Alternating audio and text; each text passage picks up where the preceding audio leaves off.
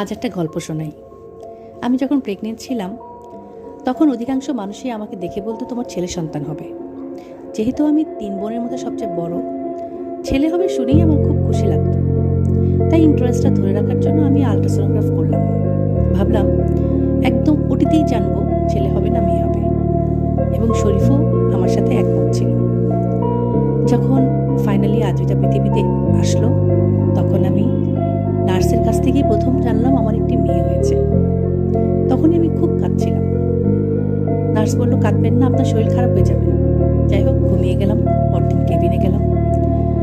আমি জানি না, শরীফকে দেখে আমি আমার আবেগ ধরে রাখতে পারলাম না। আমি হাউমাউ করে কেঁদে উঠলাম। হাত ধরে ওকে বললাম, শরীফ, আমি স্ট্রাগল করার জন্য আরেকটা মেয়েকে জন্ম দিলাম, আমার অনেক খারাপ লাগছে। তখন আমাদের বয়স খুব কম, তবু শরীফ আমাকে বলল, চিন্তা করো না, আসলে তোমার বাবা ছিল না তো, তাই তুমি মেয়েদের জীবনটা এত ভয় পাও। আমি তো আছি, আমি ওর বাবা।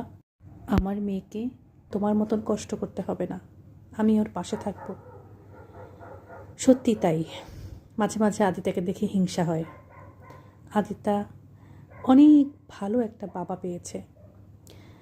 আদিতা দেখতে যেমন শরীফের মতন, তেমন ওর আচরণও শরীফের মতন। ওর উপরে শরীফের প্রভাব অনেক বেশি। সত্যি আদ্রিতা অনেক লাকি। বাবা হিসেবে শরীফকে আমি 100-এ 100 মার্ক দেব। আমি চাই শরীফ যেন আদ্রিতার মেয়েকেও বড় করে, অনেক হায়াত দেখ আল্লাহকে। আমার মেয়েটা যেন কখনোই আমার মতন কষ্ট না করে। বাবা হারানোর কষ্ট, সেটা শুধু যার বাবা নেই সেই জানে। একটা মেয়ের শক্তি হয় তার বাবা, আর আদ্রিতা সেটা আছে। আজকে কোনো ফাদার ডে না, কিন্তু হঠাৎ অবসর টাইমে শুয়ে শুয়ে ভাবছিলাম, ইস, আমার যদি আদ্রিতার মতন একটা বাবা থাকতো।